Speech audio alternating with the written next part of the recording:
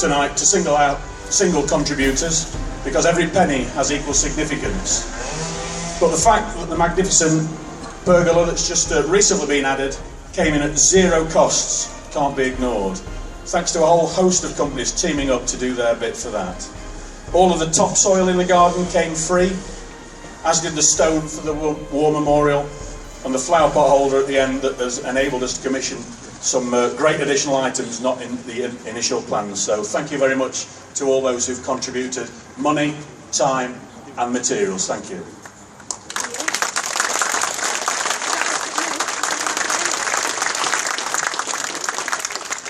The wonderful David Blakey mosaic, the two superb interpretation boards, the Wall of Fame commemorating former Spireites that have now passed on, that have played 250 or more league games or scored more than 75 goals, the memorial to North Derbyshire's only born and bred Victoria Cross winner Fred Greaves, and in the near future a new lamppost will be in place, and all those are in place as a direct result of receiving those goods and services.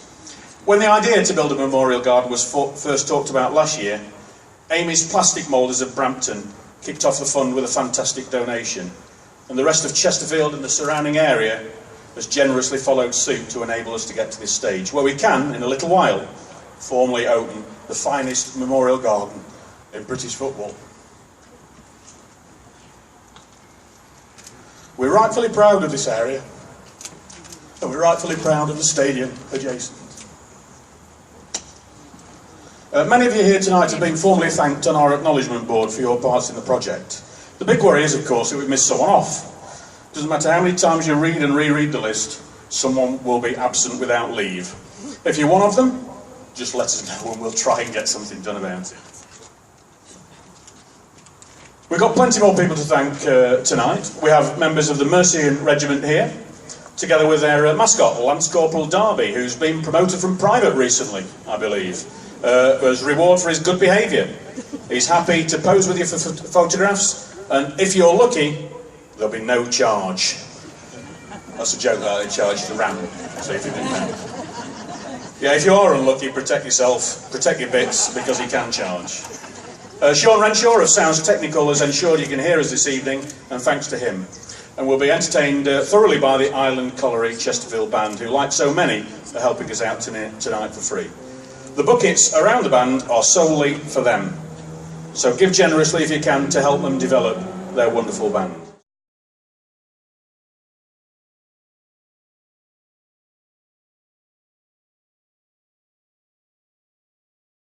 During the building of the garden, we interred the ashes of a number of Spireite supporters who'd originally had their ashes interred at Saltergate. Club chaplain Jim McGlade, who unfortunately is unable to be with us tonight, he's got some duties in South Wales to carry out today. He carried out a simple but emotional ceremony at the time to re-inter those ashes. And going forward, we'll be more than happy to inter the ashes of loved ones. The Community Trust will be the ongoing guardians of the Memorial Garden, so just contact either myself or John Crook, who's over there, Pete Whiteley, Ian Browse, if there's any of you want to seek any further guidance about interment within the garden, we're more welcome to do that free of charge. The ongoing financing of the garden will come mainly from funds from the sale of plaques for loved ones. We've got some on the wall that you'll be able to see and have a look at, and details of those are also available from the Trust. There's leaflets in the hub reception and also in the Club Superstore around the other side of the ground. As a result of the garden being their final resting places of fans now and in the future, it's only appropriate that we should understand why we built a memorial garden, why we want to remember people, our family and our friends. So to carry out that function and tell us his thoughts, please welcome Paul Hollingworth from the Lifehouse Church, who have recently started gathering here at the Proact Stadium. So give Paul a nice welcome.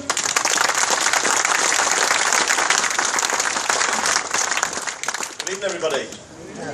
This is a good occasion, yeah.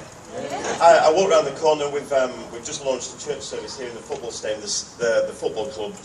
It's been absolutely brilliant working in partnership with them. So we've just launched, you'll see around the other side tonight, Lifehouse Church.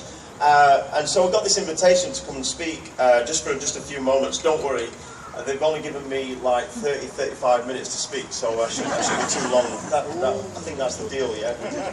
Yeah, okay.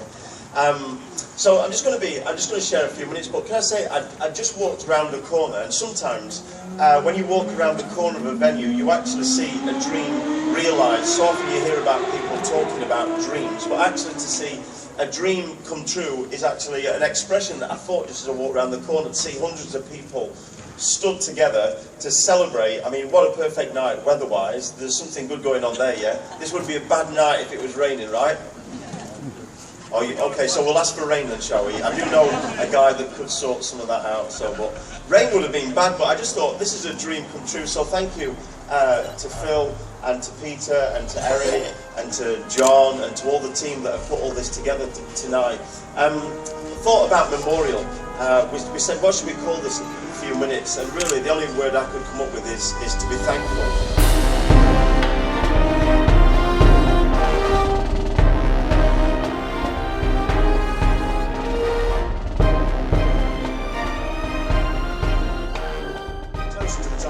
Open the garden, but before then, a few thanks. We want to sort of thank a few people. In particular, I did sort of say at the beginning that there's just too many to thank, but one person that there would be no garden without him is the guy who designed it. So could we welcome, I'm not sure where he was sitting, James Needham? Up he's over there. James, who gave all his time for free. It's his idea of how it looks. If you use his space well, and Ian Browse is going to present him something. Actually, yeah, there's some topics down there. You've got to look there, Ian, that way. That's it. You've got to take the moment when it's there.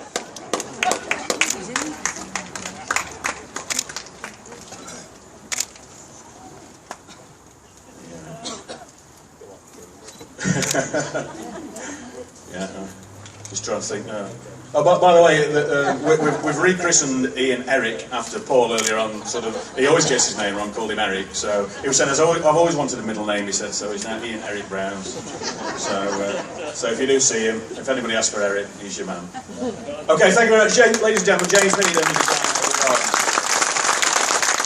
I mentioned at the start, right at the start, that Amy's of Brampton kick-started the fund.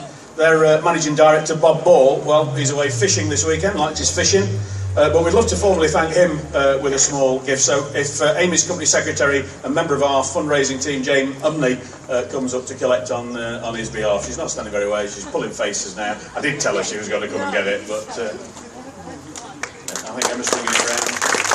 And John Crew, if he can present this. Thanks, John. Here he comes.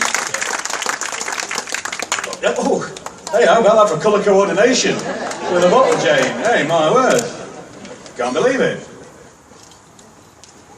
So it was a very, very generous donation that got us kicked off along the way. Jane, along with husband Mick, Jane Roper, John Croup, Sylvia Tooley, whose birthday it is today. Happy birthday, Sal.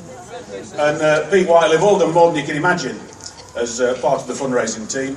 And they'll be the first to acknowledge that Ian, who was standing here, Eric, come here, Ian Eric. He's moved heaven and earth to help us to get to where we are. So come up here and get the credit that you deserve from John.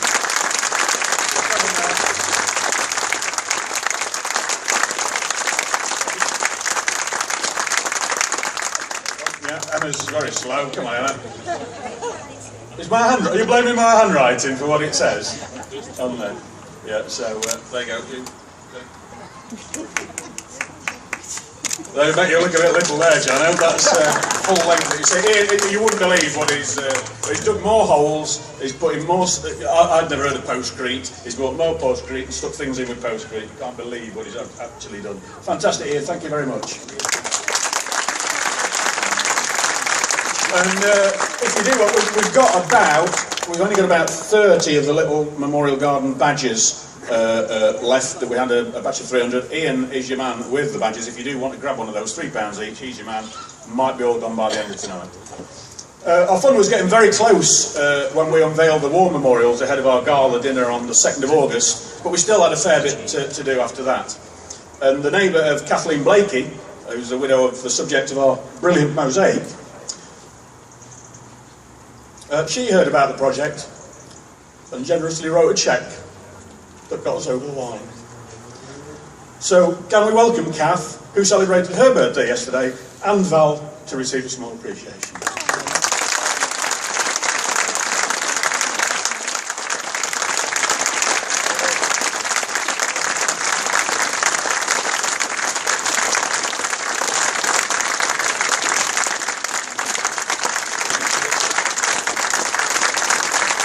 And if I could ask Chris Turner, the Chief Executive of the Football Club, to come and present these things, would be very lovely. Just come around here, Kath and Val. So this is Kath, that's Val.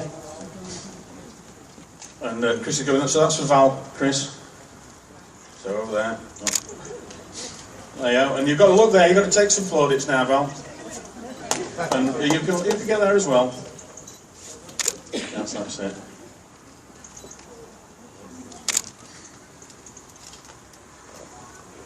And then we've got something for Kath as well there in that little bag. Yeah, I went home, told Val all about the project, and she just wrote out a massive cheque. Can't believe it.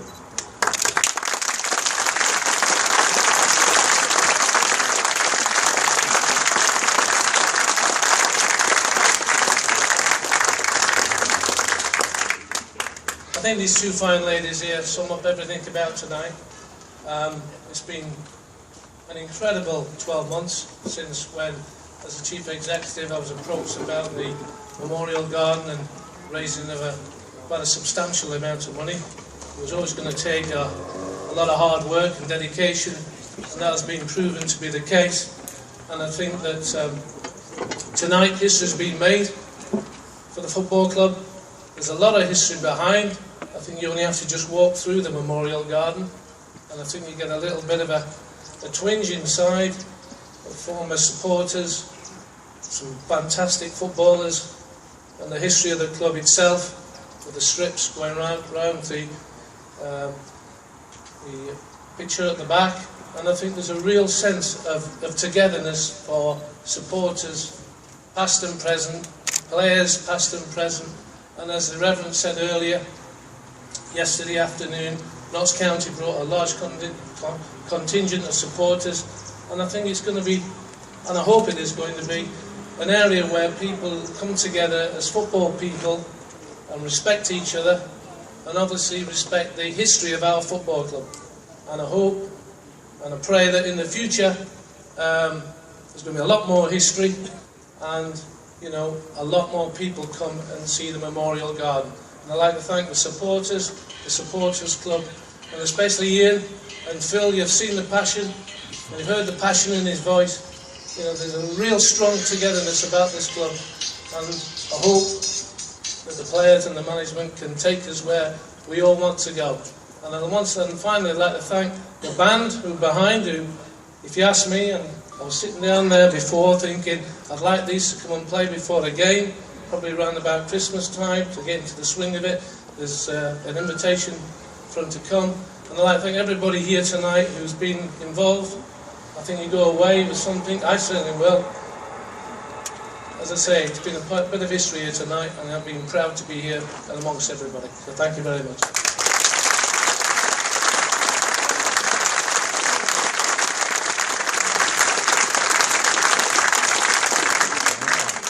A lot of time, Phil's time up here has been thanking people, but there's been a driving force behind this garden for the last 9 or so months. A lot of what's happened here has been people coming together.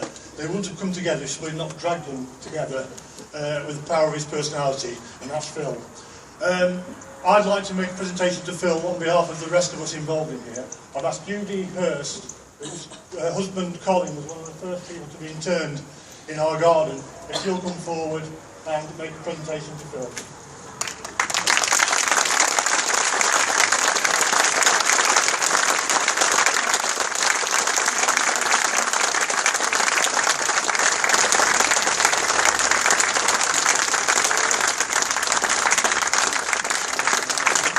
What Phil's got, I mean, this might not surprise you, is a decanter holder. There's a decanter to go with it, and a single malt. It says on it, in recognition of your contribution in the building of the Chesterfield FC Memorial Garden, 28th September 2014. Thank you. Well, I'm off now. I've got my scotch.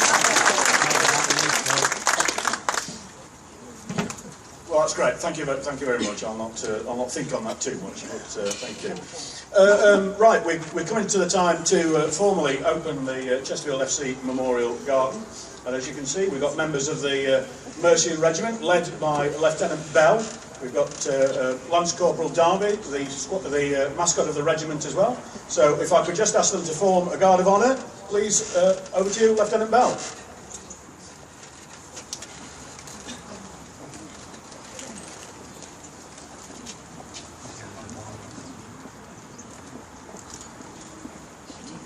And do feel free, if you are sitting down, if you want to stand up and come and have a closer look at the ceremony, you're more than welcome to absolutely do that. But if you pass a bucket, you've got to put some money in it.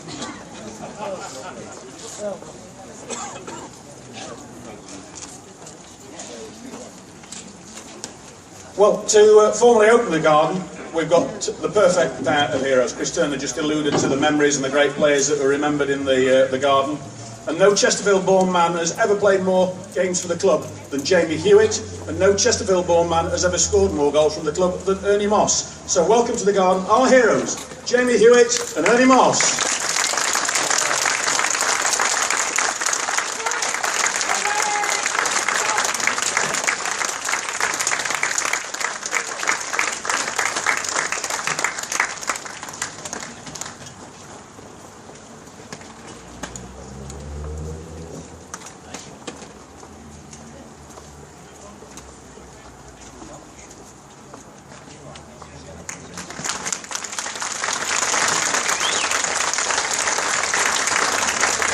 So I therefore formally declare the Chesterfield FC Memorial Garden open.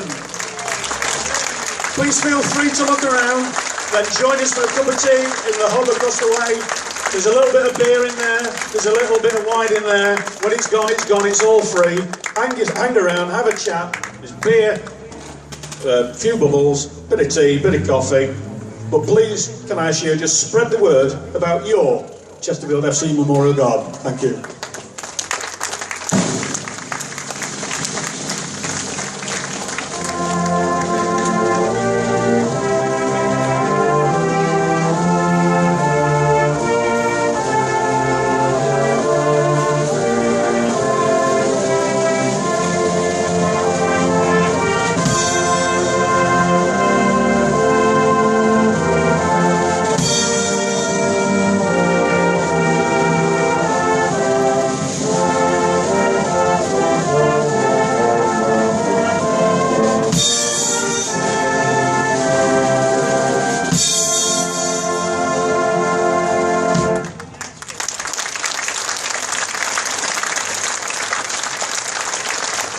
Take a look.